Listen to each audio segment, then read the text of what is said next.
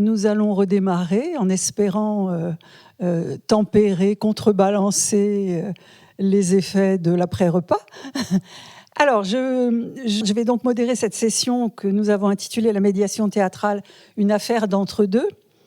Et pour introduire cette session d'échange, je voudrais la placer sous le signe de ce que Jean-Pierre Ringart a développé sous le terme d'entre-deux, d'où le titre, dans un volume collectif publié chez Lanzmann en 91, et je le cite: « Je propose que dans la formation, on réfléchisse sur les lieux intermédiaires entre ce que l'on appelle théorie et pratique, et par exemple sur cet entre-deux que peut constituer le texte de théâtre, qui fait appel à des savoirs et des savoir-faire sans qu'ils soient forcément théoriques, et qui fait appel au jeu sans qu'il soit immédiatement question de mise en scène et de production. » C'est dans un volume collectif Théâtre et formation des enseignants, publié chez Lanzmann donc en 91. Alors, les trois intervenants de cette session vont aborder donc des espaces de médiation qui se situent précisément dans cet entre-deux. Je vais commencer par vous présenter tout d'abord Thibaut Fenner, qui est écrivain, passé par le département d'écriture dramatique de l'ENSAT, dans une promotion, si je ne me trompe pas, mais je ne pense pas me tromper, en 2006, enfin pour la fin du parcours, assez productive. Je citerai quelques noms: Magali Mougel, Samuel Gallet, Sabrina Pierre, Marie-Di Lasserre. Et ces pièces donc, sont publiées aux éditions Espace 34. Et je peux citer par exemple Les Cravates, dans le recueil collectif Le Monde me tue, qui est paru en 2007.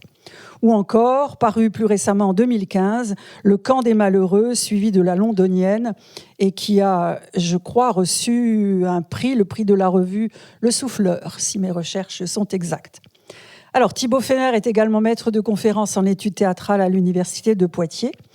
Et il a ainsi publié au Solitaire Intempestif, en 2019, un ouvrage intitulé « Apprendre à écrire pour le théâtre, histoire et méthode des enseignements de l'écriture théâtrale en France ». Il animera demain l'atelier d'écriture dans la matinée.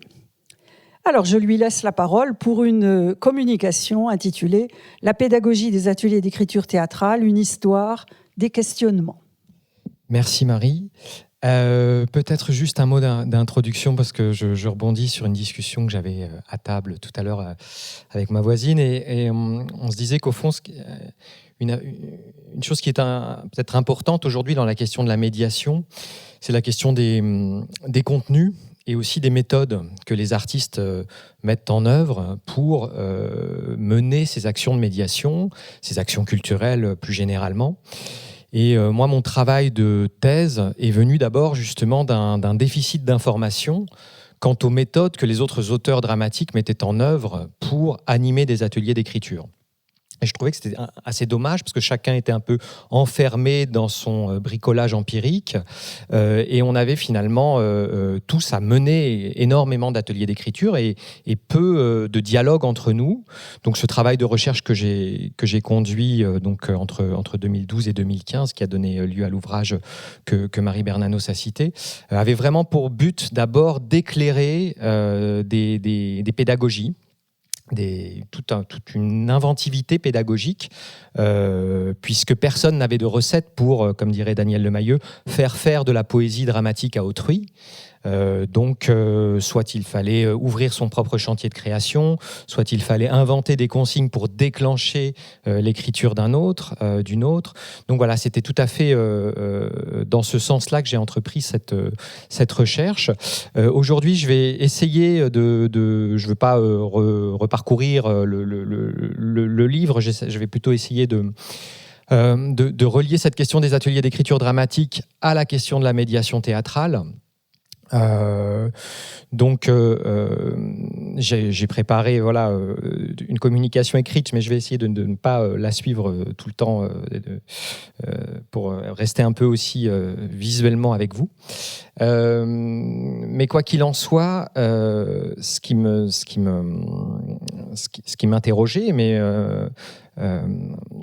Marie-Christine Bordeaux m'a donné des éclairages ce matin qui m'ont vraiment été utiles. C'est-à-dire qu'au fond, je me suis posé la question de savoir si l'atelier d'écriture dramatique était une action culturelle ou une action de médiation culturelle.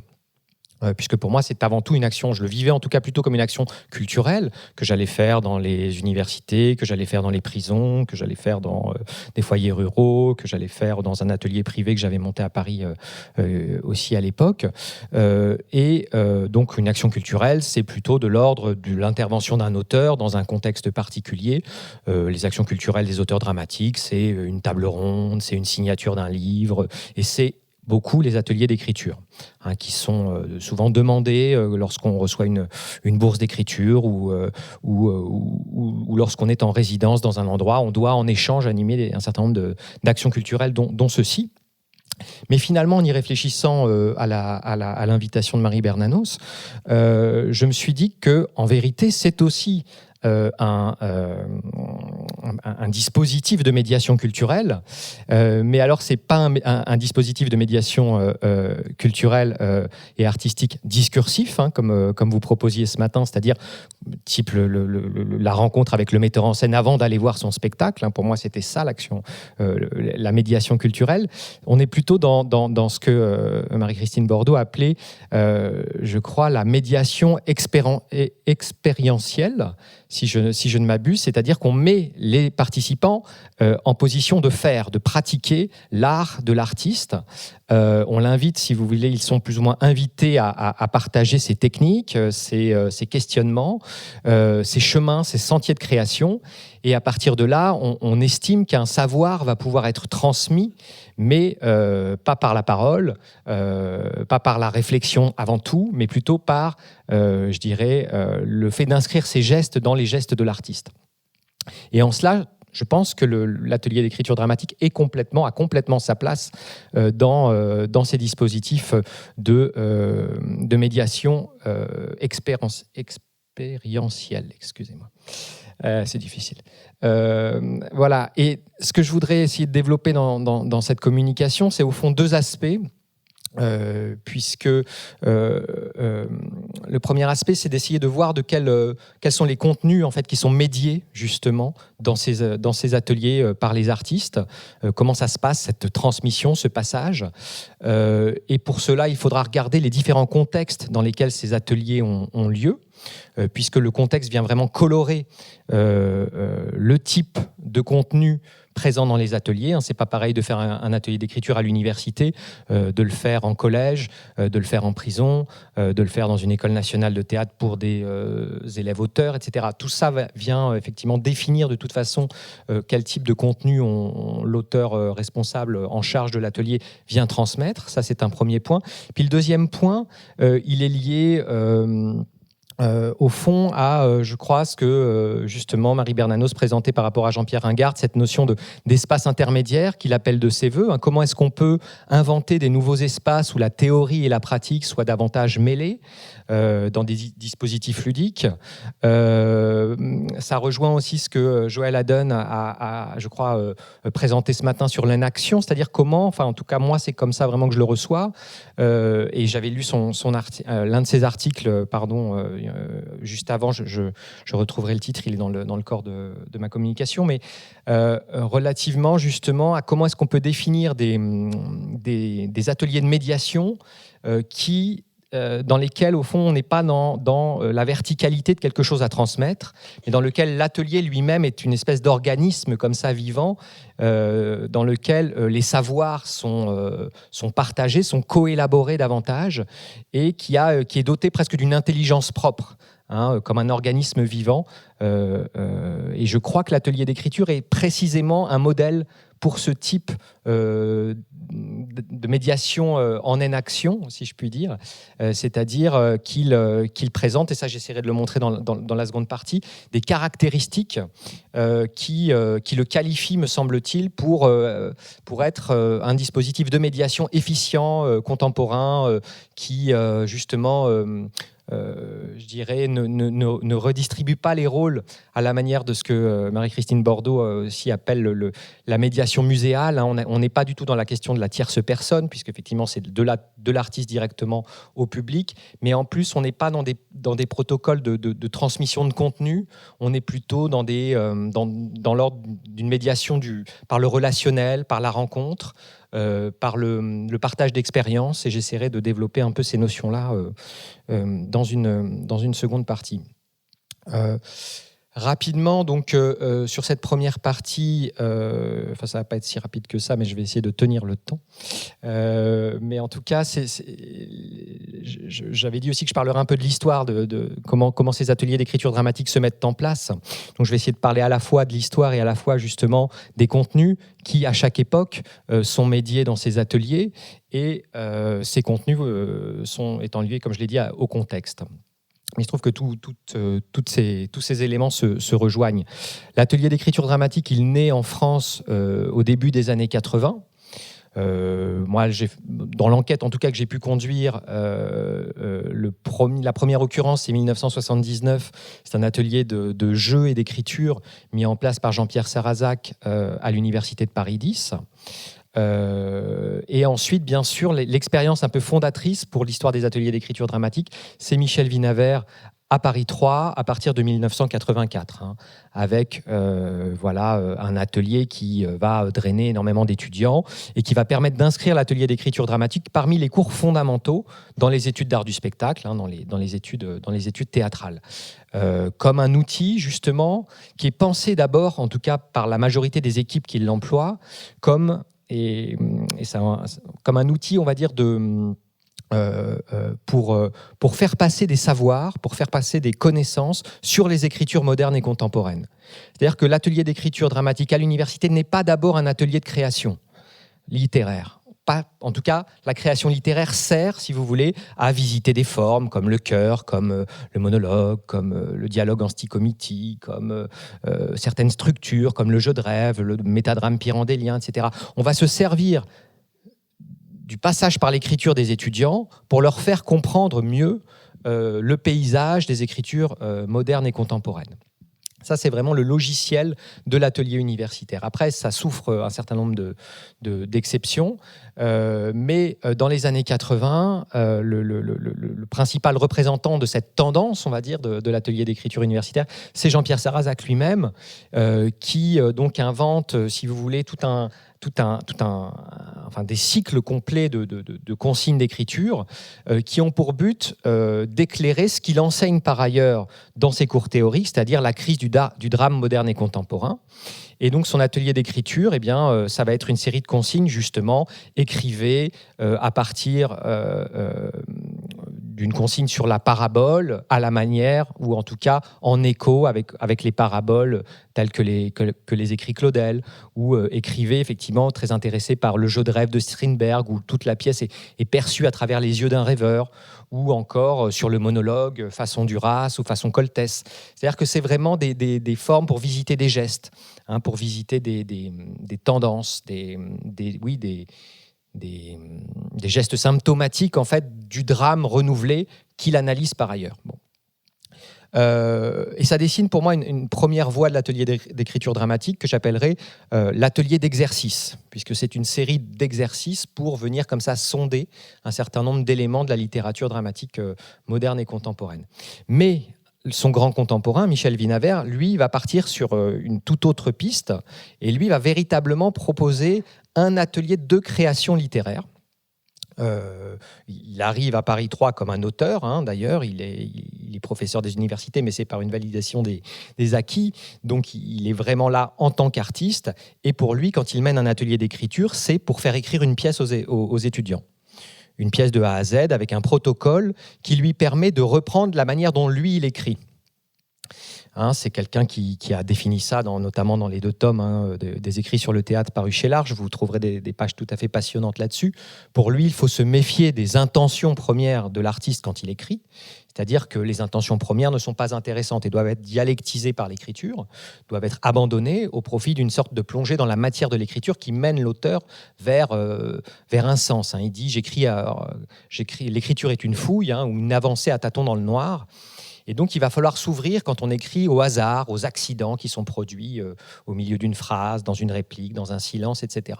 Donc, il invite les étudiants à venir pratiquer, si vous voulez, cette méthode qu'on va appeler la méthode Vinaver. Donc, ce qui est médié, c'est beaucoup plus ici la poétique, la fabrique de la pièce de théâtre, beaucoup plus que des éléments d'esthétique ou de forme, comme dans l'atelier de Jean-Pierre Sarrazac. Et on a ici, subséquemment, la deuxième voie de l'atelier d'écriture dramatique qui est dessinée dès la fin des années 80, qui est l'atelier de pièces, c'est-à-dire un atelier d'écriture pour aboutir une pièce.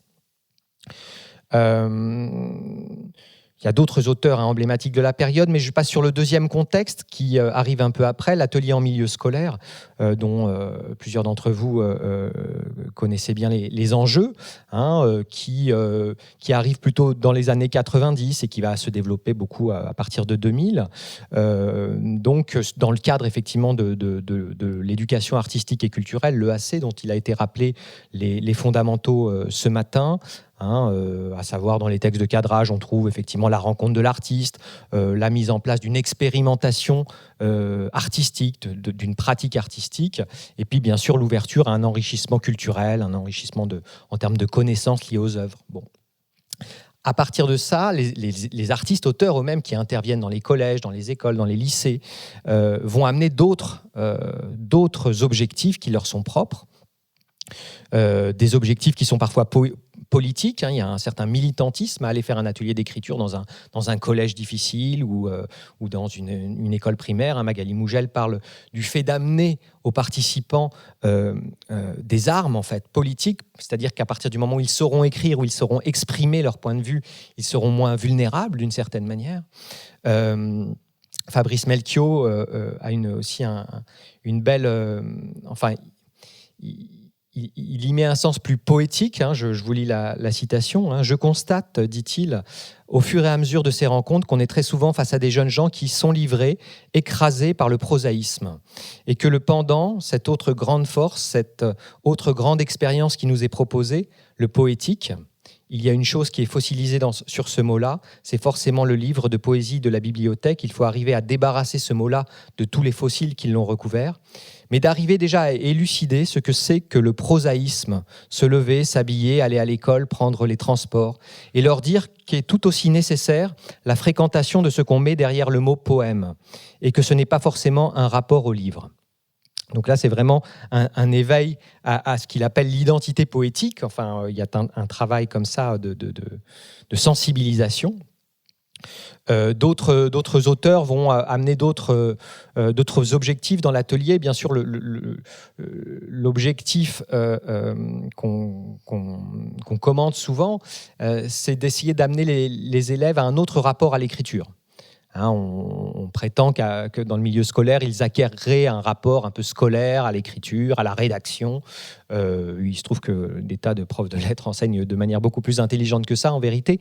Mais dans les rédactions, les élèves traîneraient d'une certaine manière une espèce de prudence. Ils écrivent, l'un des symptômes en étant l'emploi permanent du passé simple, au dire en tout cas de certains auteurs qui interviennent et qui ont lu des rédactions des auteurs. Et eux vont essayer de les amener dans un rapport beaucoup plus direct à l'écriture, beaucoup plus sensible.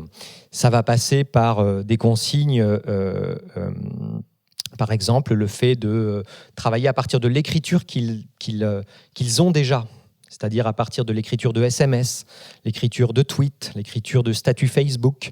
Marine Auriol mène des ateliers complètement dans la langue presque, et dans les habitus scripturaux des élèves eux-mêmes.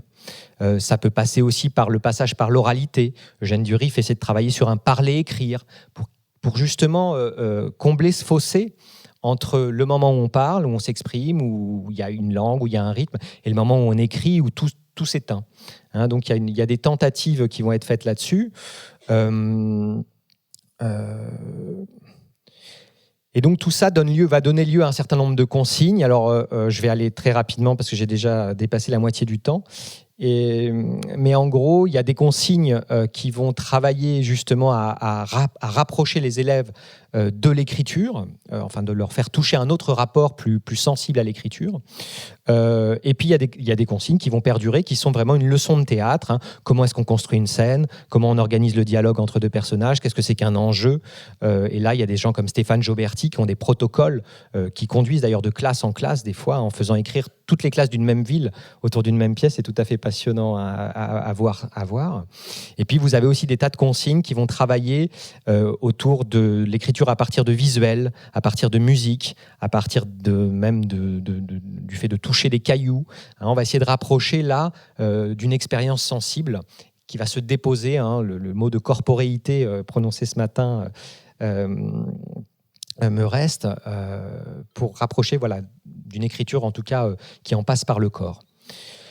Le dernier contexte, je l'aborde à peine pour aller sur la deuxième partie, mais c'est l'atelier dans le secteur amateur, où là, les contenus médiés sont encore d'un autre ordre, c'est-à-dire qu'il y a moins d'attendus institutionnels qui pèsent sur le cadre de l'atelier amateur, et du coup, les auteurs vont avoir tendance à ouvrir leur atelier d'artistes au public des amateurs qui vont suivre leurs ateliers d'écriture. Et on va trouver des protocoles tout à fait intéressants chez des gens, par exemple, comme Jacques Jouet, qui est un auteur oulipien de théâtre. Il n'y en a pas beaucoup, mais il en est. Et du coup, il va inventer tout un tas de consignes. Enfin, il va proposer les consignes que lui-même utilise pour écrire des pièces avec des contraintes de saint-oulipisme, d'anoulipisme.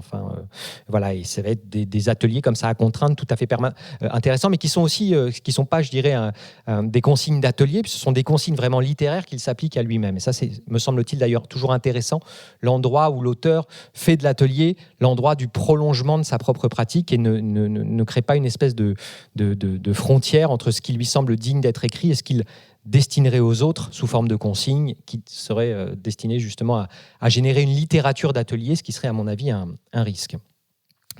Je passe à la deuxième partie sur justement en quoi cet atelier d'écriture dramatique pourrait constituer un modèle intéressant pour penser un atelier, je le disais, peut-être différent des ateliers de médiation culturelle dont on a l'habitude. Et pour ça, à mon avis, il possède quatre grandes forces. Le premier, c'est que l'atelier d'écriture, en tout cas moi, ceux que j'ai analysés, ce sont des ateliers qui sont conduits par les auteurs. Et donc, ce sont des ateliers qui sont, d'une certaine manière, vivifiés en permanence par une pratique. Alors, je ne reviens pas sur la question des tensions qu'il peut y avoir, voire même de la concurrence, dont Marie-Christine Bordeaux parle entre les animateurs culturels et les auteurs, les artistes, etc., à l'endroit de la médiation. Voilà. Mais le fait est que ça produit des choses différentes, puisque la simple rencontre d'un artiste en atelier, à mon avis, crée déjà une forme de médiation. Une médiation par le fait de l'entendre, par le fait de le voir, par le fait de boire un café avec lui, de le voir écrire sur une table pendant qu'on écrit, dans les temps d'écriture d'un atelier d'écriture. Tout ça, à mon avis, crée déjà par imbibition, presque, par capillarité, une sorte de médiation. Enfin, moi, en tout cas, dans mon expérience avec des auteurs qui ont pu être mes tuteurs, je crois que cette coprésence des artistes à mes côtés a déjà fonctionné dans la transmission de choses un peu inconscientes. Par ailleurs, le fait de fonder un atelier sur une pratique régulière d'écriture, sur des questionnements, sur des impasses, sur des recherches, sur des chantiers qui sont actuels, me paraît fonder l'atelier sur un faire. Et ce faire qui est différent pour moi d'un contenu organisé à transmettre. Ça, c'est plus le contenu organisé à transmettre, à mon avis, et plus le fait de formateur en écriture qui viendrait justement proposer des contenus.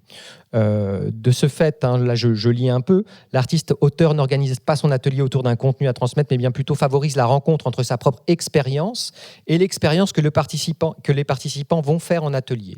Il cherche à leur faire rencontrer certaines difficultés ou certaines veines de la création, comme on dit des veines du marbre, qu'il a lui-même expérimenté. Son atelier est ainsi souvent pensé comme une synthèse d'un parcours d'écriture. Souvent, les auteurs, finalement, inventent des consignes qui sont des manières de lever les propres difficultés qu'ils rencontrent eux-mêmes, ou alors de proposer justement des formes qui ont été extrêmement motrices pour eux dans leur parcours d'écriture. J'avance un petit peu. Il me semble aussi qu'un autre élément important dans l'atelier, c'est l'organisation des rôles. et moi j'ai appelé ça l'organisation démocratique des rôles au sein de l'atelier, puisque c'est un dispositif dans lequel les auteurs d'ailleurs en parlent de la manière suivante. Pour Jean-Pierre Sarrazac, l'auteur en atelier est le coryphée, tandis que les participants de l'atelier sont les choreutes.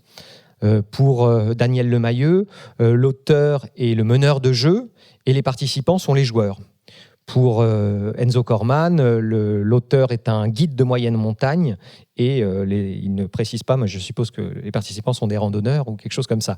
Mais en tout cas, on voit bien qu'on a là deux éléments importants, c'est-à-dire qu'on a d'une part un auteur qui se distingue légèrement du groupe, qui est dans la guidance de l'atelier, et en même temps, il ne s'en désolidarise pas, c'est-à-dire qu'il n'est pas dans une relation, je ne sais pas, par exemple, c'est coryphée et choreute, c'est pas les choreutes et l'auteur qui serait le personnage tragique, si vous voulez, de l'atelier, si je puis dire, en tout cas le héros, il n'en est pas le héros, il n'en est que le coryphée, c'est-à-dire qu'il est là pour organiser la parole, pour être une voix parmi celles du chœur, et il ne prétend pas, si vous voulez, être dans une relation absolument verticale avec lui.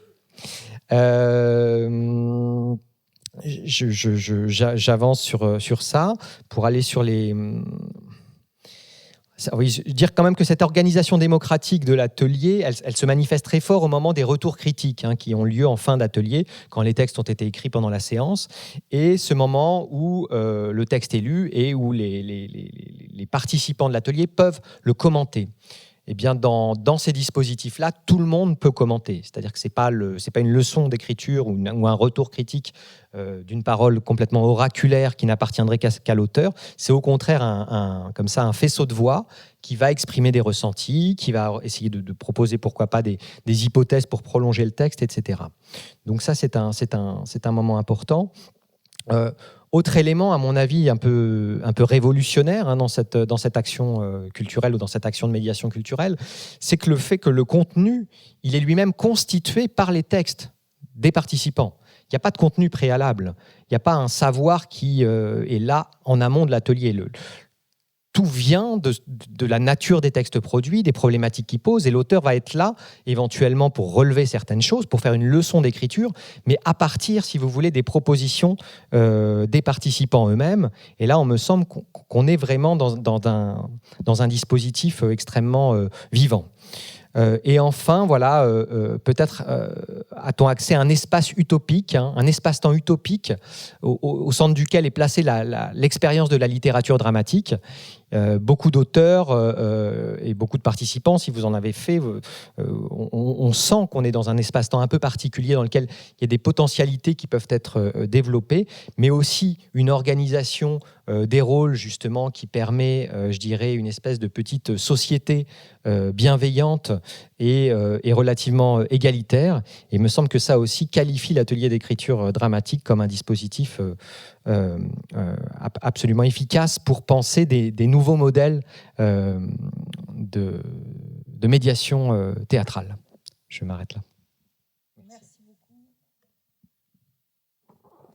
Merci beaucoup Thibaut. Alors je vais me déplacer pour être devant l'écran pour les intervenants suivants. Je vous propose que nous regroupions les questions après les 3 interventions, puisque nous cherchons à rattraper un petit peu notre retard, mais sans vouloir esquiver non plus les questions que vous avez envie de poser, bien sûr.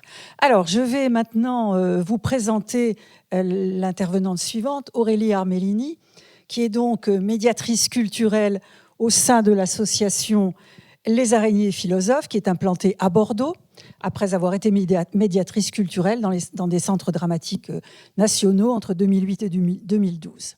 Donc Aurélie Armellini a obtenu un Master 2 en littérature jeunesse à l'Université du Maine, avec un mémoire que je connais bien puisque j'en étais directrice, consacré aux écritures théâtrales jeunesse. Après avoir fait un petit tour du côté d'une thèse qu'elle a ensuite abandonnée, elle s'est consacrée totalement à son projet de médiation fort original, mêlant théâtre, philosophie et enfance. Elle a publié plusieurs articles, dont un que je vous recommande parce qu'en plus il est en open source, donc vous pouvez le trouver, le lire facilement. Il s'intitule « Un théâtre qui exalte le vivre », Nathalie Papin, Dominique Richard, Betty Hortebise, Joël Pomera, dans ce volume que j'ai co-dirigé entre théâtre et jeunesse, formes esthétiques d'un engagement. Alors, elle a également participé au numéro 227 de Théâtre public, intitulé Théâtre, entre parenthèses, jeune public, paru en 2018, à la fois pour un dossier consacré au travail de la compagnie La Petite Fabrique de Betty Hurtebise et aussi pour un article intitulé Le devenir araignée du médiateur culturel pour une éducation émotionnelle, poétique et citoyenne. Je lui laisse donc la parole pour une intervention intitulée « Penser la médiation du théâtre contemporain en milieu scolaire comme organisation d'interaction entre l'art, les individus et la vie ». À toi, Aurélie. Alors, bonjour tout le monde. Donc, merci pour l'organisation de ces journées et particulièrement merci à toi, Marie, de m'avoir invitée, puisque tu as suivi des tentatives, mes tentatives d'insertion dans la recherche académique et que j'ai finalement laissé tomber. Mais je continue à chercher de manière libre, en fait, au sein de l'association Les Araignées Philosophes. Et justement, on se situe vraiment entre la pratique et la théorie par cette posture que j'essaie de maintenir dans l'association de recherche. Alors, les Araignées Philosophes, en fait, c'est une association qui est installée à Bordeaux et qui aujourd'hui compte 4 salariés, 2 médiatrices culturelles qui interviennent sur le terrain auprès des jeunes surtout, et puis une personne qui est en charge de l'administratif et du financier et une personne en charge du développement des projets numériques. En fait, nous intervenons essentiellement avec les jeunes et dans le cadre de projets d'éducation artistique et culturelle qui sont portés par des structures culturelles. Et nous intervenons aussi dans d'autres cadres en partenariat toujours avec des équipements culturels comme des bibliothèques ou des centres de loisirs. Et d'ailleurs, nous sommes toujours prêtes à expérimenter d'autres cadres d'intervention qui nous mettraient en lien avec les jeunes et toujours en partant d'une œuvre d'art. Avant d'entrer dans le vif de mon sujet, je veux aussi situer notre rapport à la médiation culturelle, parce que comme ça a été dit ce matin, c'est un mot qui est assez flou et qui recouvre en fait, qui pourrait s'infinir au lieu de se définir peut-être. Donc pour nous, dans l'association, être médiatrice culturelle, c'est être des gymnastes de la pensée. Notre ouvrage, il consiste vraiment à tisser des liens entre l'art, l'individu et la vie, en jouant très sérieusement, parce que le jeu est assez important pour nous. Pour définir notre posture professionnelle et notre pratique, on s'appuie souvent sur des textes de Jean Cohn, notamment son livre Pour une éthique de la médiation, ou des textes de Serge Chaumier et François Mérès, notamment leur livre La médiation culturelle. Et ces textes-là nous permettent de définir notre pratique comme ou de nous définir en fait comme des activatrices d'imaginaire et de pensée, comme des personnes qui accompagnent à penser, à créer, comme des philosophes de la relation et de la rencontre, comme des fabricatrices de commun. En fait, on cherche sans arrêt à mettre en place des espaces du sensible, peut-être pour reprendre du coup les mots de Jacques Rancière. On cherche à créer des systèmes d'interaction et de résonance pour réinvestir la parole des artistes, pour réinvestir les propos des artistes, les formes dans les vies. En tout cas, essayer de donner des occasions aux spectateurs et aux lecteurs de s'approprier ces paroles singulières et de les réinjecter dans leur vie. Notre pratique, elle a plein de pensées qui nous aident à construire chaque atelier. Donc, je vais pas m'étendre sur toutes nos références, mais vous pouvez aller les voir sur notre site internet, Les Araignées Philosophes, où on a essayé de donner un peu nos fondations, les premiers fils en fait qui nous permettent de tisser.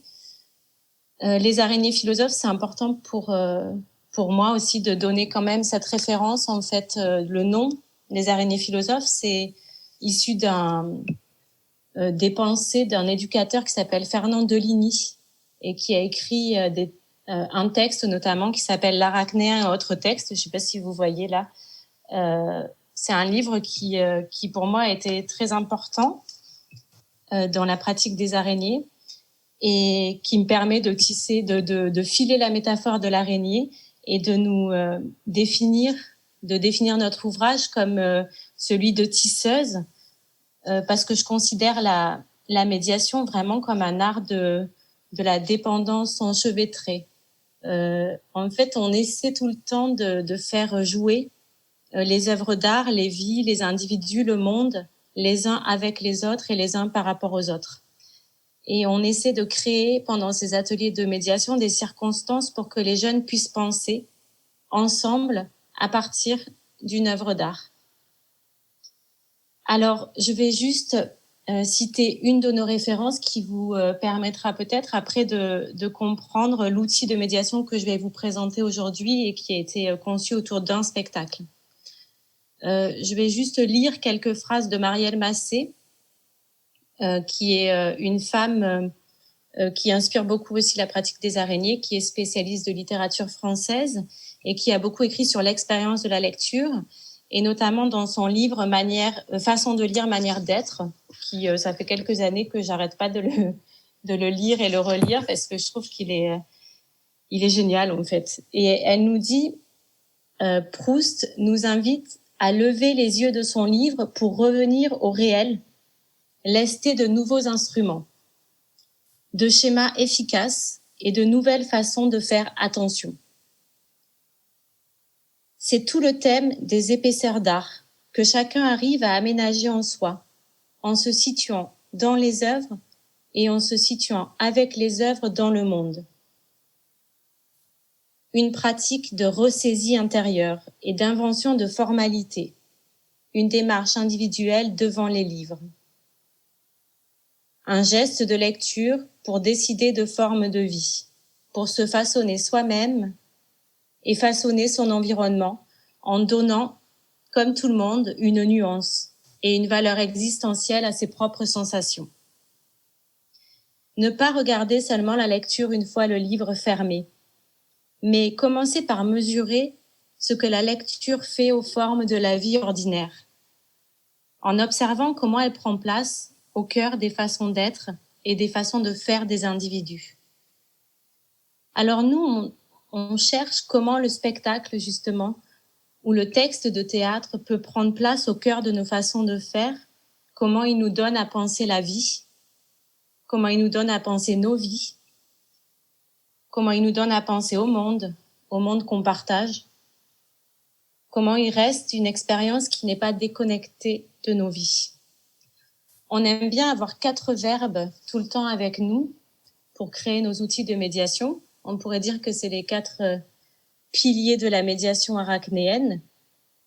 Ce sont les verbes rencontrer, expériencer, même si je sais que ce verbe n'existe pas, penser et créer.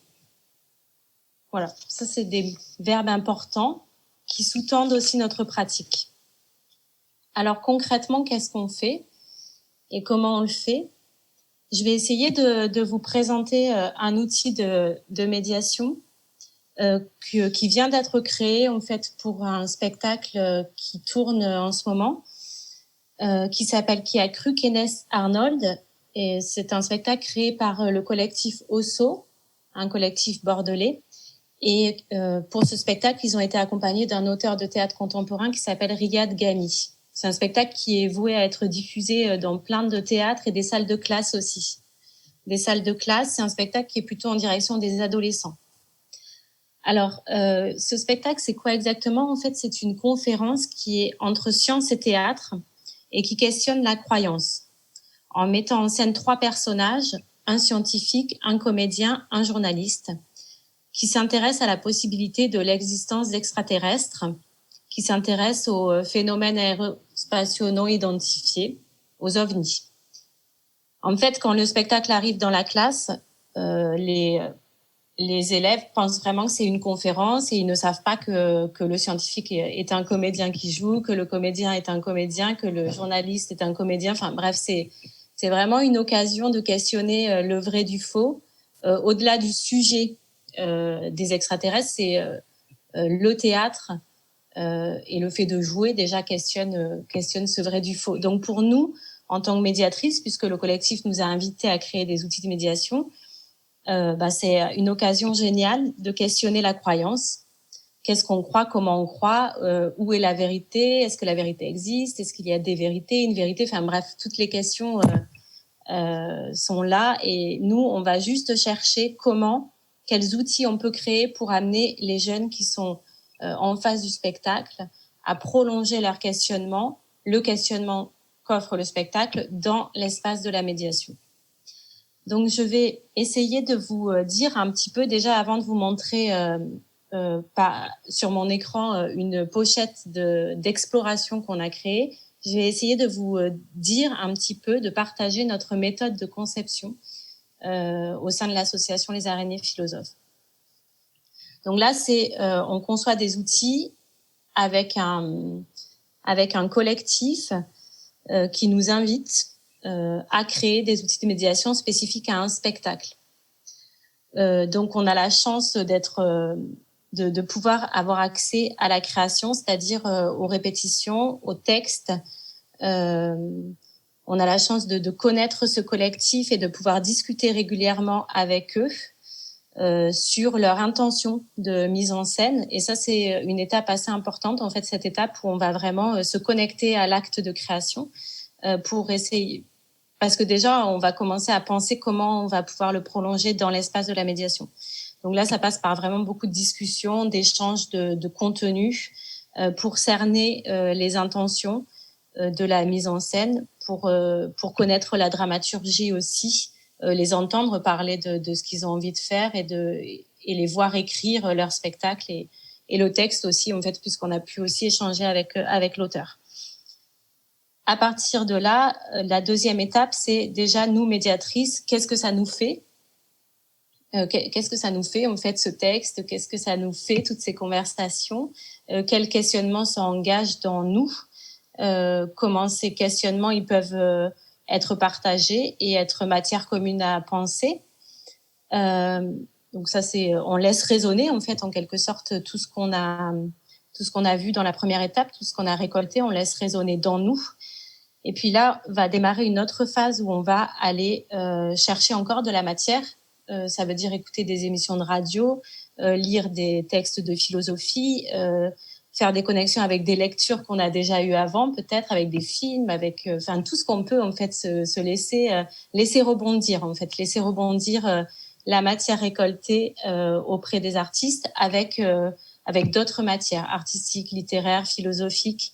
On va aussi aller chercher dans des ressources pédagogiques, moi souvent je vais sur le site Lumni par exemple, parce que je trouve qu'il y a vraiment des vidéos et plein de choses en fait qui vont me donner aussi d'autres accès à un savoir en fait. Je vais aussi aller lire des journaux d'actualité plutôt pour les adolescents, parce que comme ça je vais me connecter aussi à des problématiques, à d'autres manières en fait d'aborder une actualité. Enfin, je vais essayer d'aller chercher vraiment partout où je peux, en lien avec cette thématique de la croyance, de la vérité. Je vais aller chercher une matière et je vais la laisser résonner. Je vais prendre beaucoup de notes, garder toutes mes récoltes. Et puis, la troisième étape va être après. Il reste 5 minutes, d'accord. Et la troisième étape va être celle de l'agencement de cette matière. Alors là, peut-être qu'il faut que je vous montre la pochette d'exploration. Agencer cette matière, toute cette matière récoltée, c'est essayer de l'organiser pour qu'elle fasse entrer les participants à nos ateliers de médiation dans une expérience, souvent on utilise beaucoup le jeu. JEU, pour faire entrer les jeunes dans une exploration avec nous. Une exploration, là, en l'occurrence, autour du mot vérité. En fait, on suit la dramaturgie en fait du spectacle en essayant de mettre les jeunes en position de chercheurs autour du mot vérité. Donc, je vais vous montrer la pochette. J'espère que ça va marcher, le partage d'écran, que nous présentons comme une enquête sur la vérité. Alors, je vais...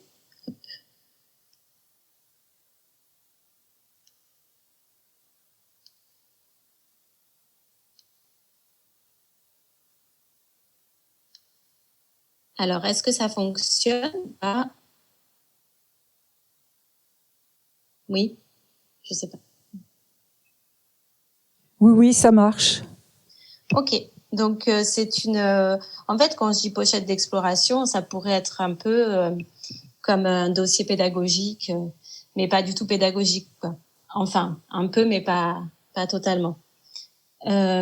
Donc, cette pochette d'exploration, elle est construite comme donc une grande enquête autour de la vérité, c'est-à-dire qu'on va tous entrer dans cette enquête avec 8 missions. 8 missions qui vont nous permettre de nous questionner en fait sur ce mot vérité. Tout est lié quand même au spectacle, mais il y a plein d'autres ressources après artistiques, littéraires, philo. C'est vraiment l'idée d'aller questionner toute cette notion de vérité, mais en partant toujours de l'œuvre théâtrale qu'on a vue en fait. Donc, je vais juste vous montrer 2 missions parce que je crois que c'est peut-être, enfin, je vais pas tout vous montrer, quoi. J'aurai pas le temps. C'est 2 missions qu'une de mes collègues a testées justement en atelier avec des troisièmes. Et donc elle s'est bien amusée puisque c'est quand même aussi des zones de jeu pour nous aussi médiatrices. Donc la mission 1, en fait, c'est un peu le prologue, le lexique de notre enquête. En fait, là, en fait, c'est histoire de se mettre d'accord sur les mots avant tout.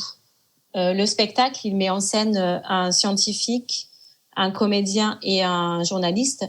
Donc, on va aller se demander, quand même, se poser les questions. C'est quoi la philosophie? C'est quoi la science? C'est quoi le théâtre? C'est quoi le journalisme? J'ai ajouté la philosophie à ces trois, à ce qu'apporte le spectacle de science, théâtre et journalisme. J'ajoute la philosophie. Pour moi, c'est vraiment l'occasion d'aller chercher des définitions de ces mots, mais aussi d'aller chercher quel rapport à la vérité ont chacun de ces quatre ont chacune de ces 4 disciplines. Donc on donne des indices, par exemple, aux jeunes pour qu'ils puissent chercher des définitions de ces mots. Donc on a créé on revient sur l'étymologie des mots. Il y a des petites vidéos aussi qu'ils peuvent regarder. Et l'idée est qu'ils puissent écrire leur définition par groupe. C'est ce que je mets là, conseil arachnéen, constituer 4 groupes qui auront pour mission d'écrire une définition du mot pioché. Et puis, donc on laisse un temps vraiment où les groupes cherchent à écrire leur définition et puis ensuite, on va partager.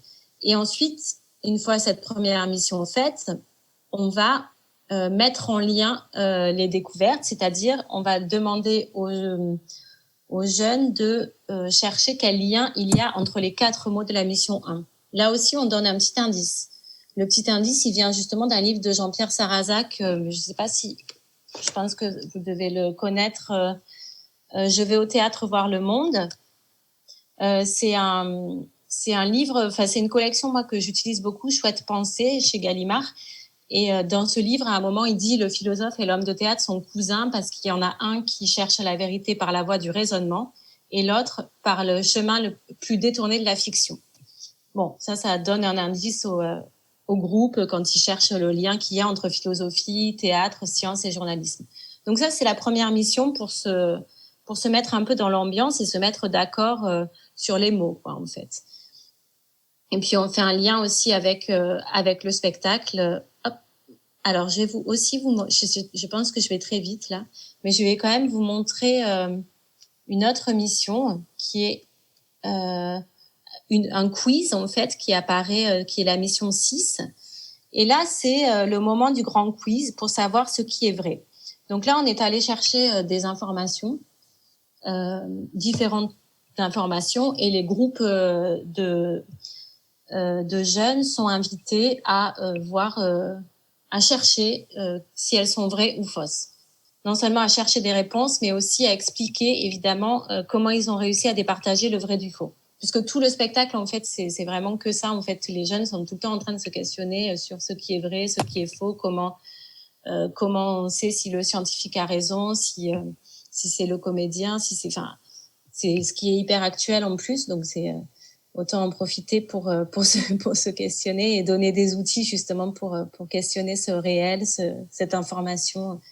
Donc là, c'est une mission assez simple en fait sous la forme d'un jeu où on a des informations qui sont distribuées aux élèves qu'on va chercher un peu dans plein de sources différentes, autant dans des livres de Bruno Gibert, par exemple, La leçon de choses. Alors, il y a des informations qui sont complètement fausses. Hein. Par exemple, le sel est obtenu par évaporation d'eau de mer salée. Le sucre, lui, est obtenu par évaporation d'eau de mer sucrée. Bon, ça paraît évident que c'est n'importe quoi, mais en même temps, il faut aussi arriver à dire pourquoi. Après, on a carrément des informations vraies, mais qui ont des titres comme la crotte dorée, donc un peu absurde. Des fois, on aurait tendance à dire mais qu'est-ce que c'est que cette histoire ? Peut-être, je sais pas. Mais en tout cas, on cherche. Donc là, j'ai un rappel du temps, c'est ça ? Je vois pas vraiment, mais je suppose qu'il me reste 1 minute. Bon, alors, je sais pas trop si vous avez bien vu cet outil, mais je vais fermer quand même parce que bon, je vais le fermer et puis revenir. Il faudrait que j'arrête le partage. Voilà. Donc, cet outil, juste pour terminer, c'est un outil de médiation en fait qui nous sert à plein d'endroits différents. C'est-à-dire que le collectif Osso a cet outil entre les mains et peut le diffuser auprès des médiatrices et des médiateurs des structures qui accueillent le spectacle, qui elles-mêmes peuvent le diffuser aux enseignants et à tout éducateur. Après, ça, c'est aussi un outil que j'utilise en formation avec les comédiens.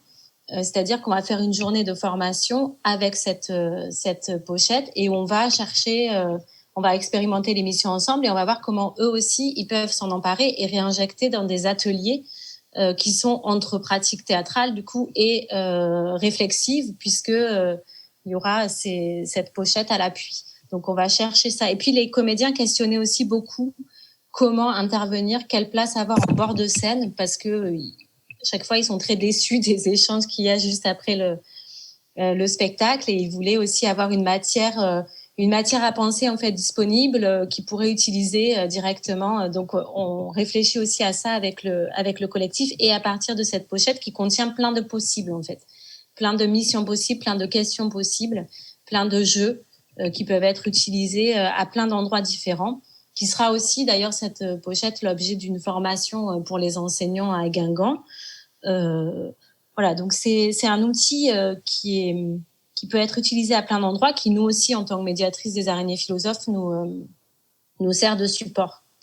Donc c'est un exemple d'une médiation, sachant que nous utilisons aussi que nous fabriquons en fait plein d'autres outils de médiation qui sont parfois juste autour d'un spectacle où on n'a pas un lien aussi étroit avec l'équipe artistique, mais on a juste le texte sous les yeux, parfois une captation du spectacle, parfois on peut aller le voir, et on va toujours chercher. Et notre but, c'est toujours d'essayer d'inventer des ateliers, d'écrire des ateliers qui font entrer les jeunes dans une expérience, qui prolonge l'expérience du spectateur.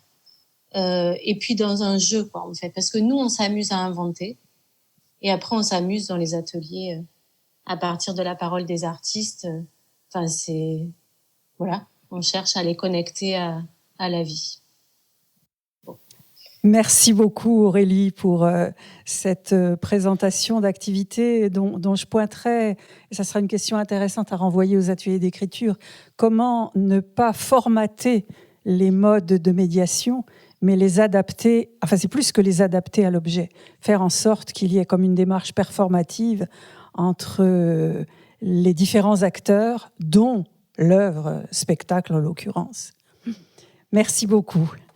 Alors, Je vais maintenant donc présenter le troisième intervenant de cette session, donc Nei Wendel. Est-ce que Nei est là? Oui, je le vois. Oui, je suis là. Voilà, c'est bon. Ça devrait fonctionner. On ne te voit pas encore, mais voilà. Bien, alors je vais vous présenter Nei Wendel, que j'évoquais ce matin, qui est à l'heure actuelle avec 6 heures de moins à Montréal. Il est donc professeur à l'école supérieure de théâtre à l'UQAM et membre du GREC, dont je parlais ce matin, le groupe de recherche sur l'enseignement du théâtre. Nei Wendel est brésilien, il est metteur en scène et écrivain, spécialiste en médiation théâtrale et en théâtre social. Il a obtenu une maîtrise en théâtre-éducation et un doctorat en arts scéniques à l'Université fédérale de Bahia, au Brésil, et il a ensuite effectué un post-doctorat en sociologie de la culture à l'UQAM. Alors, il est auteur de plusieurs livres sur le théâtre, art et développement humain et médiation théâtrale. Vous pourrez ainsi lire en ligne son article en français, parce qu'il y a des publications en brésilien dont je ne vais pas m'aventurer à donner le titre. Donc cet article que j'ai découvert avec intérêt, l'enseignement du théâtre social à l'école, réflexion sur la mobilisation des élèves en tant que citoyens créateurs. C'est dans la revue que vous connaissez peut-être, Érudit. Ça a apparu en 2014. Et je mentionnerai pour finir, lors du dernier colloque du GRET, une conférence que l'on peut dire marionnettisée ou théâtralisée par la marionnette, à propos d'un projet construit autour de la marionnette comme objet transitionnel dans l'apprentissage du français pour l'accueil des enfants migrants. Alors, Nei va nous présenter une réflexion intitulée « La médiation théâtrale, la formation et les dispositifs référentiels au Québec ».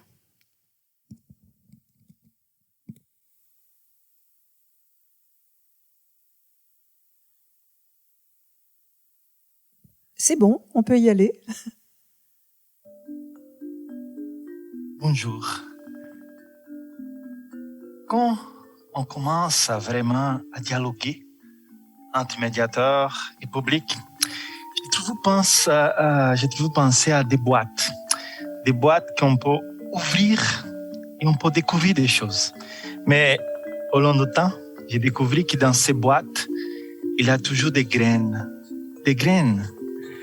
Et ces graines-là, ce sont des possibilités qu'on peut donner au public, sont d'ouverture, sont des nouveaux regards. Ils sont principalement la possibilité de créer des choses. C'est au public de créer, aussi de distribuer de nouvelles graines. Moi, j'appuie toujours dans ma vie, en région, dans des petits villages, que notre regard, ça doit être poétique. On doit penser la vie d'une façon sensible. Et ces moments-là de médiation, c'est un moment de rencontres, d'échanges, de tisser des toiles, des araignées, de jouer avec des filets de pêcheurs. Les graines. Je commence aujourd'hui à dialoguer avec vous avec des graines. Bonjour. Alors, merci pour l'invitation, merci pour cette possibilité de parler un peu de travail que j'ai fait ici au Québec. Donc, je vais vous partager une présentation pour ne pas perdre de temps. Et voilà, je vais vous partager tout de suite.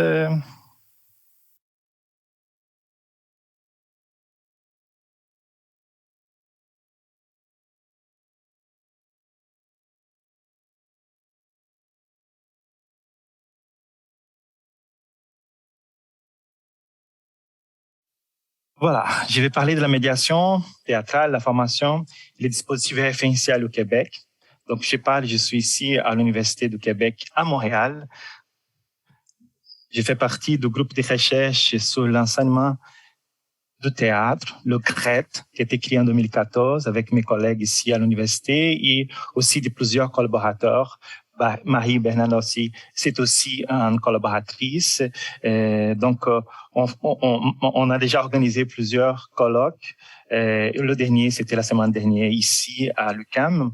On part pour un prochain colloque en Tunisie en 2022. Donc, voilà, le GRET. Je suis ici en tant que professeur et aussi membre fondateur du GRET. Et dans ma présentation, je vais suivre cette séquence en méthode avant, pendant et après. Je vais parler de cette méthode-là. Ensuite, je vais parler de l'élève et spectateur, la formation de l'enseignant médiateur et l'expérience des médiations au Québec. Donc, la méthode de médiation théâtrale est divisée en 3 phases. Donc, on a l'avant-sortie théâtrale. Je vais juste enlever ici. La sensibilisation créative et la mobilisation dynamique des élèves dans les écoles. Je vais parler des écoles, mais on peut parler d'une façon générale. Donc, avant la sortie théâtrale, ça peut être pour les organismes communautaires, pour des groupes organisés ou même des adultes.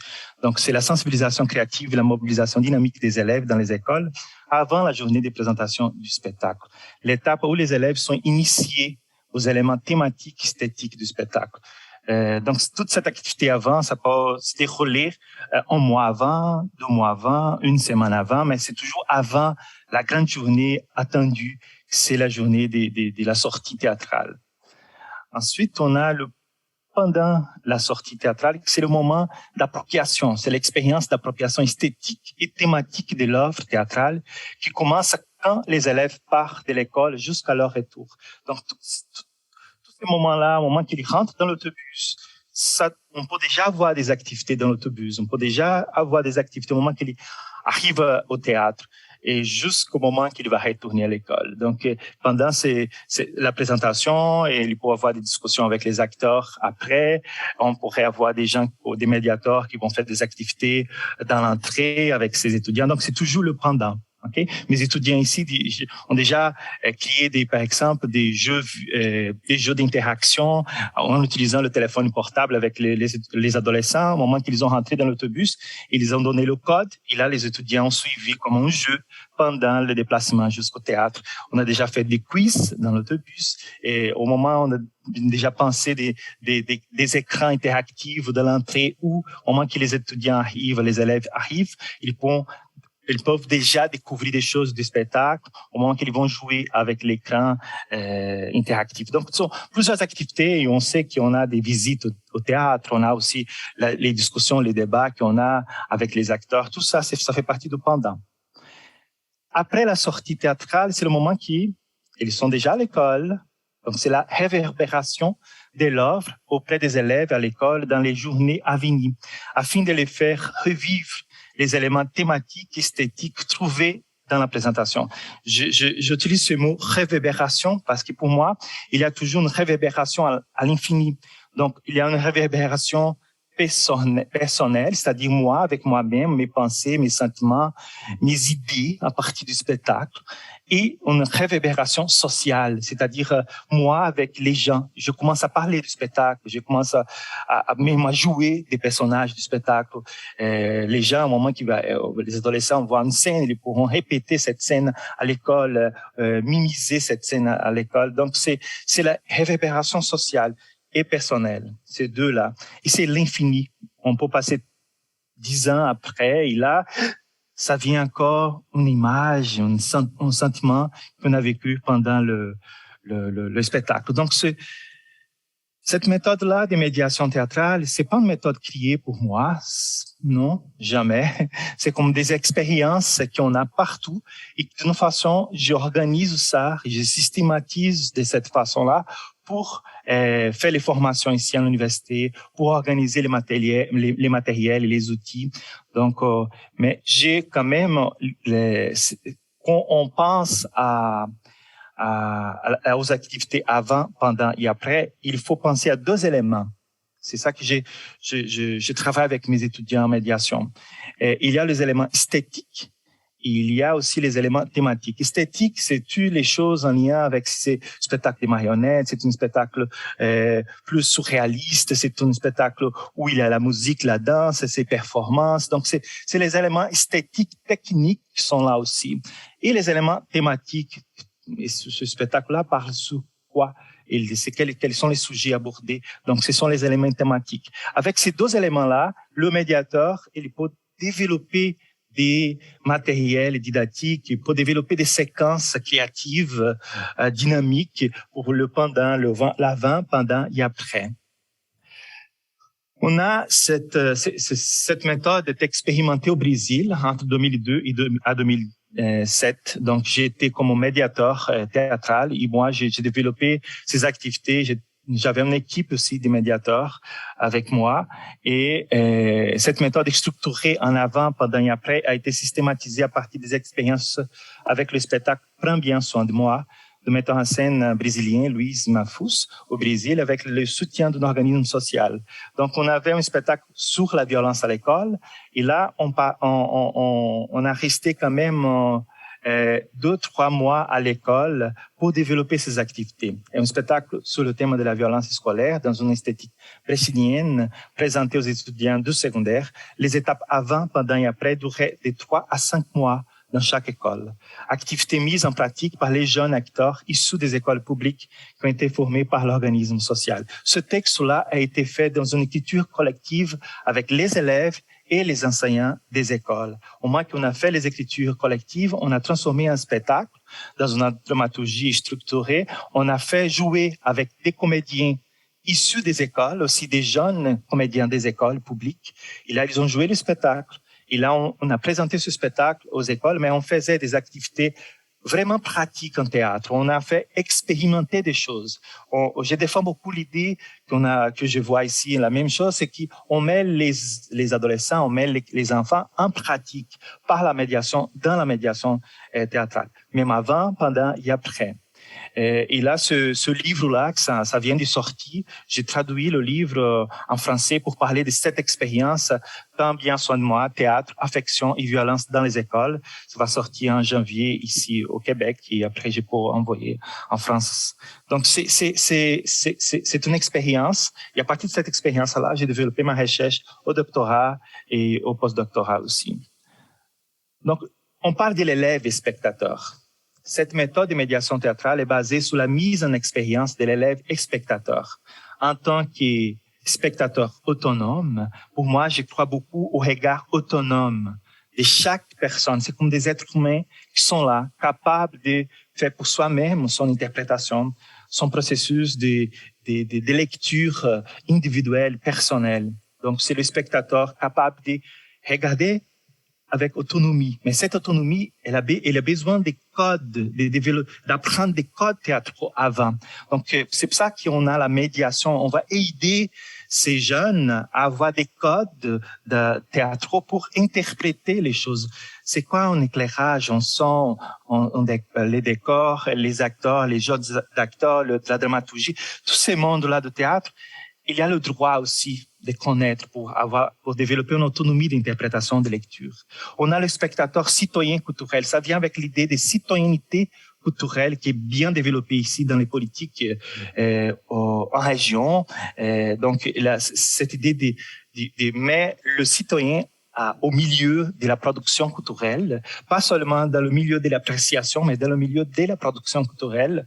Donc, ce citoyen a le droit d'aller au musée, au théâtre, n'importe quel espace, de vivre la culture d'une ville. C'est un citoyen qui a comme le droit de, pas seulement de regarder, mais de faire la culture aussi, de produire la culture. Donc, pour moi, ce spectateur-là, enfant, c'est un citoyen culturel. Et cet enfant, il a le droit d'aller au théâtre, de connaître. OK, c'est une structure historique. C'est quoi cet espace-là? D'où vient ce nom de ce théâtre? Qu'est-ce que c'est une loge? Pourquoi cette régie-là? Donc, c'est tous ces mondes de théâtre, il a le droit de connaître. On a aussi le spectateur créateur. Chaque enfant, c'est un enfant créateur. Chaque adolescent, c'est un adolescent créateur. Il est capable il est là, comme un public, mais il est en train de créer des choses. Il est un co-créateur. Cette idée de co-création, ça nous aide à diminuer la distance entre les artistes et le public. Nous sommes ensemble dans un moment pour expériencier des choses dans un moment, pour vivre des choses ensemble. Donc, c'est vraiment la démocratisation, cet espace démocratique du théâtre. On est ensemble. Et là, on perd l'idée de l'artiste qui est loin, de l'artiste qu'on ne peut pas toucher, de l'artiste qui c'est dans un monde à part. Donc, on fait les rencontres. On fait cet espace de dialogue, mais on met aussi le citoyen comme co-créateur. En l'enseignant médiateur, et là, je vais parler, l'élève et spectateur a besoin d'un enseignant médiateur qui sait comment organiser les étapes de médiation avant, pendant et après, qui c'est capable de faciliter l'accès aux codes théâtraux à travers les habiletés pédagogiques et les connaissances artistiques, et orienté vers une appréciation autonome qu'on vient de parler là. Donc, l'élève spectateur et la médiation théâtrale virtuelle. Donc, on tombe dans ce monde. Je ne vais pas parler, mais je suis là. Je mets ce diapo parce que maintenant, avec mes étudiants, nous sommes dans un grand questionnement. Comment allons-nous développer ces nouvelles stratégies de médiation après l'ouverture numérique dynamisée par la COVID? Pas de réponse. Je lance la question.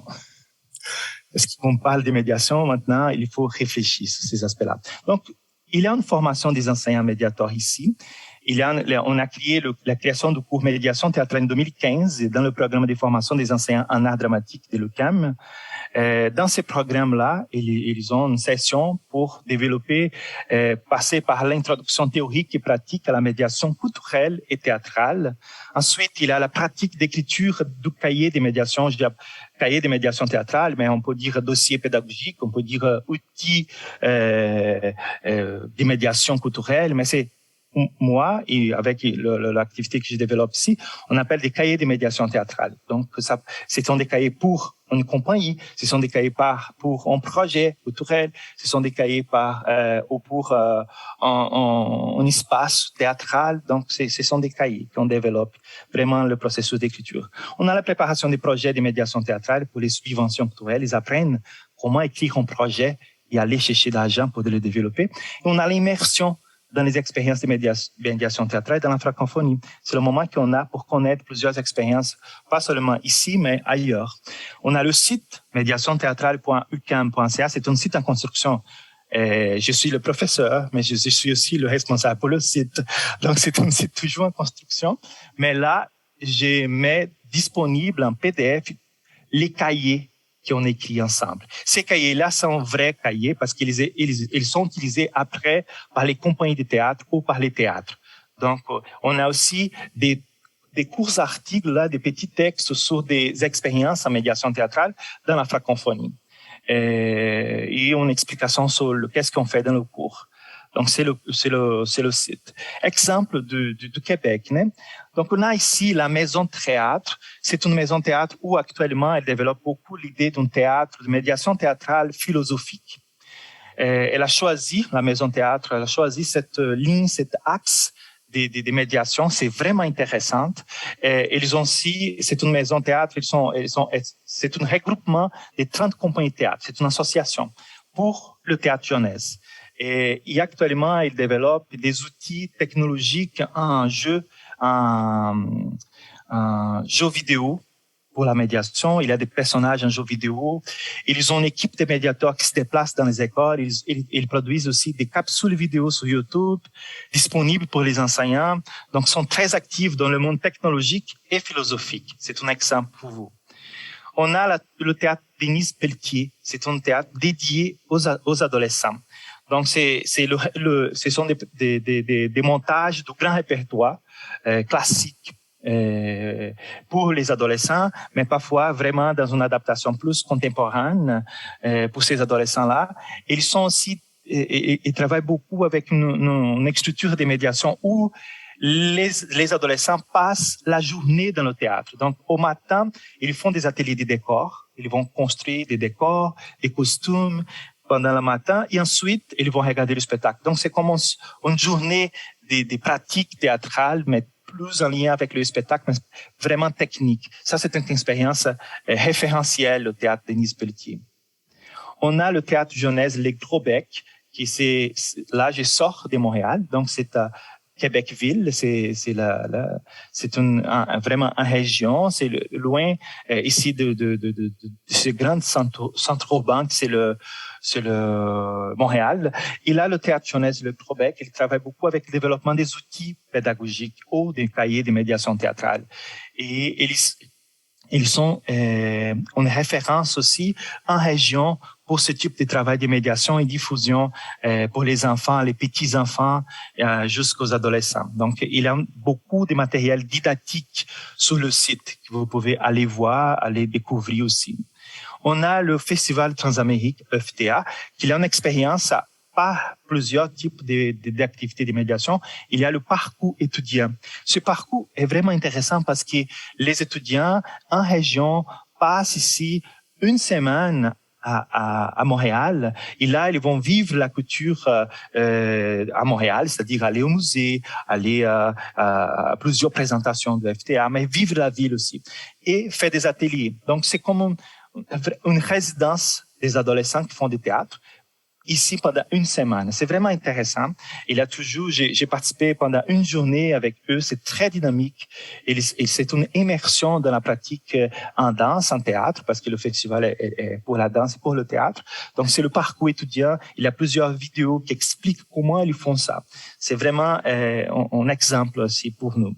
Donc, ici, je finalise là, parce que je sais qu'on court aussi à cause du temps, mais c'est vraiment, pour moi, le rôle actuel de la médiation théâtrale est vraiment à la place. On a à Montréal une instance dans la municipalité qui travaille pour les projets en médiation culturelle. On a dans la politique du gouvernement du Québec maintenant, une nouvelle politique culturelle, tous les élèves ont le droit de sortie culturelle. Donc, c'est vraiment le moment pour la médiation culturelle ici, la médiation théâtrale. Et je suis quelqu'un qui travaille dans le développement des matériels didactiques, dans le développement des ressources didactiques pour la médiation théâtrale. Je vous remercie. Voilà. Merci beaucoup, Ney, pour cette bouffée d'énergie et d'enthousiasme venue de très loin. Merci beaucoup. Alors, nous allons pouvoir consacrer une dizaine de minutes à des échanges autour des 3 communications que vous avez écoutées. Donc, voilà, je vous laisse la parole. Un micro peut circuler.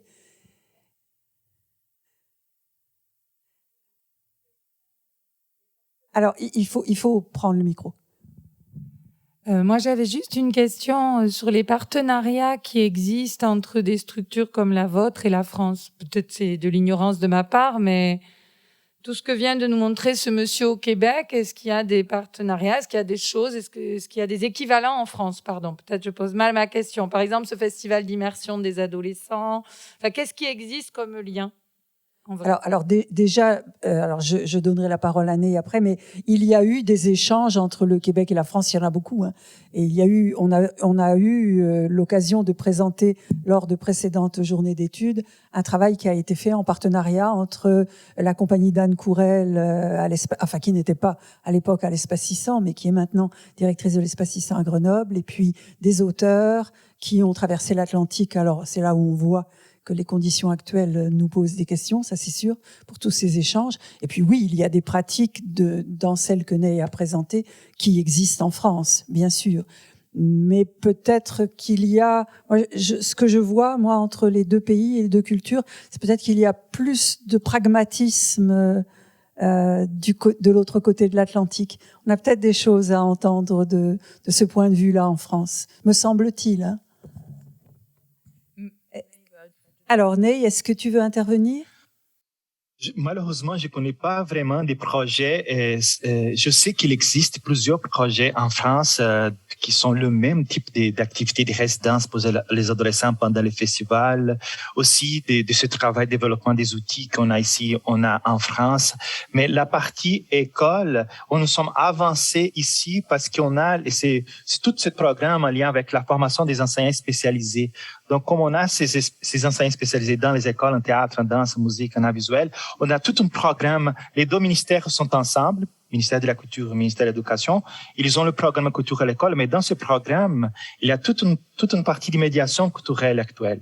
Donc, en février, par exemple, on va sortir des capsules sur la médiation culturelle en lien avec la danse, le théâtre, la musique. Donc, cette partie école, je pense que c'est le point qui est un peu différent. Mais toute la partie culturelle, espace, développement des outils, résidence des jeunes artistes, en France, c'est bien développé. Oui, tout à fait. Et Philippe, ici présent, pourrait nous parler du festival Impatience, mais on pourrait en citer beaucoup d'autres et tous les comités de lecture qui existent. Et il y a énormément d'activités dans ce sens-là. Alors, est-ce qu'il y aurait d'autres questions? Oui, il y en a une là-bas. Merci. Alors, c'est pas vraiment une question, mais je voulais vous renvoyer quelque chose alors à Thibaut et puis à Ney. On a vraiment regretté que vous soyez pas avec nous, hein, Ney, parce que déjà sur écran c'est très vivant. Je pense qu'en vrai ça aurait été encore mieux. Alors Thibaut, moi ça m'a fait penser à quelque chose ce que tu as dit, parce que on constate que dans l'histoire des pratiques éducatives en milieu scolaire, la façon de transmettre est corrélée à des courants artistiques.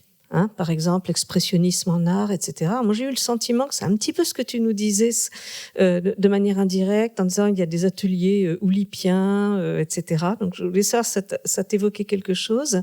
Et puis pour Ney, ce qui m'a frappé, c'est que en fait, tu as montré. Alors, tout à l'heure, je parlais de la danse dans la médiation comme une espèce d'extension de la danse. Alors là, ce que tu as décrit, c'est encore plus extraordinaire, quoi. Des espèces d'énormes projets dans lesquels l'œuvre a une part, elle a sa place, elle a son moment, mais elle irrigue un espace-temps qui m'a paru considérable et j'ai trouvé ça formidable.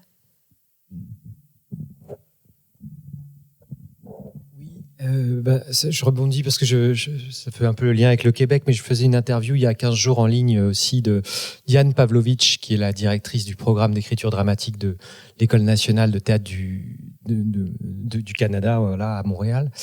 Et elle m'expliquait justement que la formation qui existe depuis la fin des années 70 avait suivi les grands mouvements littéraires dramatiques, en fait, hein, avec, me disait-elle, le théâtre documentaire, puis dans les années 70, puis dans les années 80-90, un renouveau de la croyance dans le texte, dans la fiction, etc.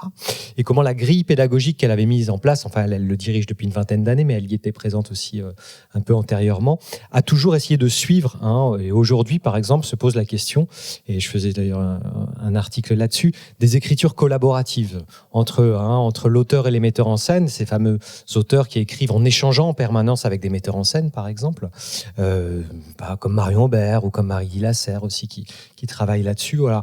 Et aujourd'hui elle a mis en place par exemple dans sa grille pédagogique au Québec un cours d'écriture de plateau. Donc l'auteur travaille avec des acteurs qui improvisent sur le plateau, il note le verbatim des improvisations, il réécrit, et le texte se constitue comme ça dans des allers-retours avec le plateau. Mouawad, voilà. Donc il y a vraiment effectivement une pédagogie qui va suivre comme ça les grands mouvements littéraires et qui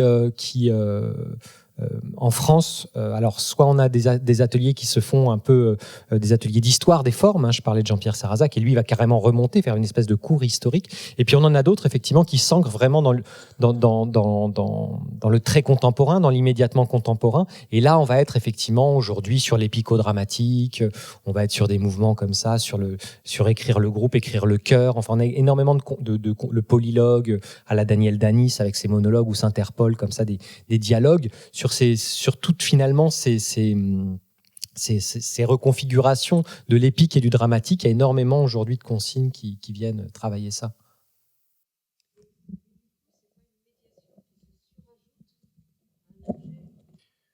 Oui, et juste parce que c'était vraiment un commentaire très intéressant, mais cette idée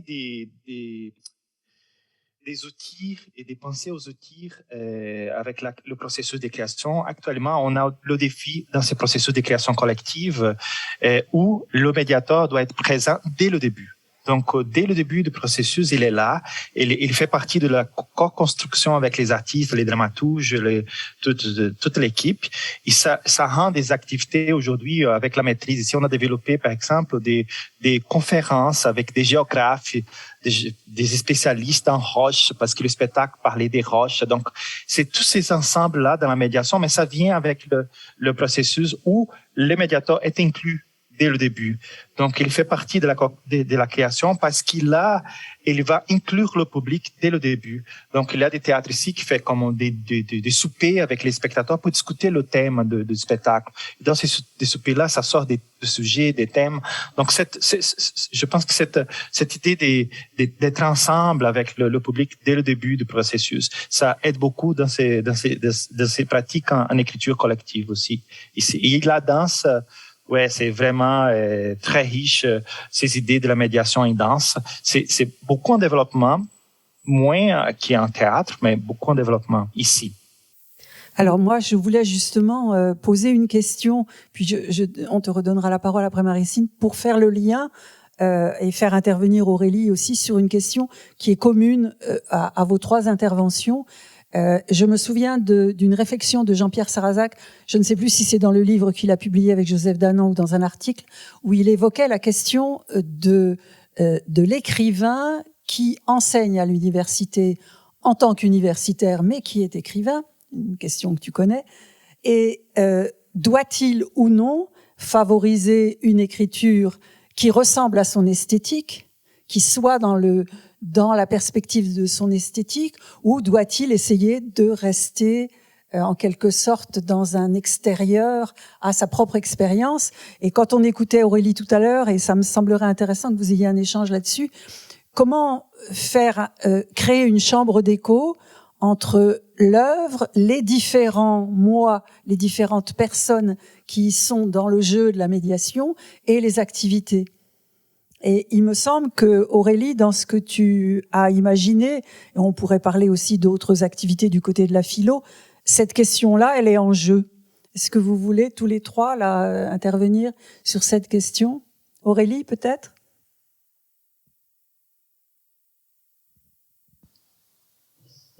Alors, comment on arrive à faire résonner le propos d'un artiste avec plein d'individualités, quoi, en fait, c'est ça, et plein de subjectivités. J'ai l'impression que quand je cite Marielle Massé, moi, c'est vraiment ça, en fait. C'est vraiment, elle arrive à répondre à ça, à comment, en fait, on se jette dans l'expérience du spectateur, quoi. Enfin, on fait en sorte que les jeunes se jettent avec nous dans le spectacle, quoi, en se laissant vraiment traverser par les questionnements pour en faire des questionnements à nous, à toi, à moi, à nous. Enfin, en tout cas, moi, je sais que quand on crée des dispositifs de médiation, c'est vraiment c'est notre horizon, quoi. En fait, on va essayer toujours, à partir de la parole d'un artiste et d'une singularité, de la faire résonner dans plein de subjectivités qui seront dans l'atelier avec nous, en fait. C'est ce qu'on essaie de faire, et c'est pour ça qu'on va chercher un petit peu partout. Et quand tu dis chambre d'écho, j'aime bien, en fait, se dire ça. Caisse de résonance, enfin, je sais, parce qu'en fait, je sais pas trop si j'ai réussi à le décrire, mais c'est vraiment notre pratique à Araignée Philosophe, c'est vraiment ça, en fait. C'est vraiment, on essaie de faire résonner à partir d'une parole, d'une subjectivité. On va essayer de trouver comment la faire résonner dans plein d'autres, en cherchant d'autres appuis littéraires, philosophiques, etc. Mais après, en revenant aux paroles des jeunes, enfin, c'est que des allées et venues, en fait, entre des subjectivités, pour moi. Je sais pas si je réponds vraiment. Alors, il va nous falloir conclure. Donc oui. peut-être... Non, juste pour Jean-Pierre Sarrazac, moi j'ai l'impression que les deux sont un peu mêlés chez lui. C'est-à-dire qu'effectivement au départ il positionne son atelier d'écriture comme un atelier de dramaturgie appliquée pour faire de l'histoire des formes, et pas comme un chantier d'écriture personnelle. Alors qu'il est également auteur dramatique, Jean-Pierre Sarrazac. Et en vérité, moi c'était une des thèses de ma thèse, c'était que dans son atelier, au fond, c'était aussi son atelier d'artiste qui mettait en jeu, parce que lui-même, en tant qu'auteur, il revisite des formes. Et si on regarde, la plupart de ses pièces sont un travail à partir du jeu de rêve, à partir du métadrame, etc. Parce que c'est un écrivain qui fait une écriture palimpseste, en fait, hein, et qu'il revendique comme tel. Et au fond, du coup, pour lui, il arrive à faire se superposer cours d'histoire du théâtre et finalement ouverture de son propre atelier d'artiste, dans la mesure où il travaille lui-même comme ça. Mais voilà, mais... Juste une petite parenthèse. À un moment donné, il était de bon ton de dire qu'il fallait exclure le j'aime pas. Et aujourd'hui, on n'en est plus tout à fait là. En tout cas, dans la recherche sur la didactique du théâtre, on pose des questions autrement. Donner sa place au j'aime pas, donc aux réceptions des individus, mais dans l'interaction avec des savoirs et des apprentissages et des pratiques, ce qui n'est pas la même chose. Hein. Alors, Marie-Christine, est-ce que tu veux reprendre la question que tu posais tout à l'heure ? Oui, en fait, c'est pas une question. On arrêtera là-dessus. Je rebondis sur ce que vous avez dit. Moi, je suis ravie de vous avoir entendu parce que ça conforte des thèses qui étaient les miennes il y a quelques années, où précisément il n'y a pas une action culturelle comme ça qui se surajoute, mais qui pourrait aussi ne pas se surajouter. Et il me semble que vous avez défini, alors à partir d'expériences complètement différentes, mais la médiation comme une extension du domaine de l'art. Et ça, je trouve ça très réjouissant et très juste. Oui, c'est exactement ce que nous cherchions dans le rapport à la création. Oui. Merci beaucoup à tous les trois, ici et ailleurs. Et nous allons donc enchaîner. Ah non, nous avons une pause de 5 minutes. Et merci encore à vous trois. Merci beaucoup. Merci. Merci beaucoup.